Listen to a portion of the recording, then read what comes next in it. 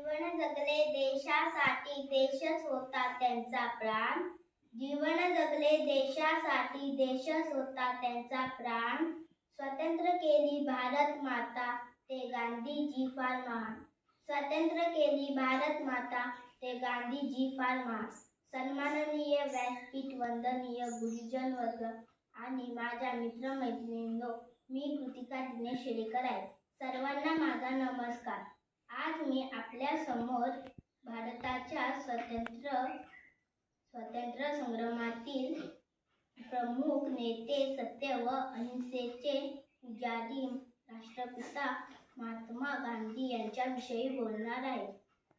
महात्मा गांधी हा शब्द कानावर पडताच आपल्याला आठवते ते म्हणजे डोळ्यावर चष्मा, हातात काठी आणि पांढरे शुभ्र वस्त्र. राष्ट्रपिता महात्मा गांधी यांचा जन्म 2 ऑक्टोबर 1869 रोजी गुजरातमधील पोरबंदर येथे झाला. त्यांच्या वडिलांचे नाव करमचंद व आईचे नाव पुतलीबाई असे होते. महात्मा गांधीजींचे शिक्षण पोरबंदर, माध्यमिक शिक्षण राजकोट, वकिलीचे शिक्षण इंग्लंडला झाले. त्यावेळी भारतात इंग्रजांचे राज्य होते. ते भारतीयांना अपमानास्पद वागणूक देत होते. म्हणून गांधीजींनी अन्यायाविरुद्ध लढण्याचे ठरवले. त्यासाठी त्यांनी सत्य व अहिंसा या तंत्राचा वापर केला. देश स्वतंत्र मिळवून देण्यासाठी त्यांनी अथक परिश्रम केले. एवढे बोलून मी माझे भाषण संपवते. जय हिंद, जय महाराष्ट्र. गुरुजी वर्ग आणि येथे जमलेल्या माझ्या बाळमित्रांनो, आज मी तुम्हाला महात्मा गांधी यांच्याबद्दल काही 2 शब्द सांगणार आहे. ते तुम्ही शांत चित्ताने ऐकून घ्यावे अशी मी आशा बाळगते. मी माझ्या भाषणाला सुरुवात करते.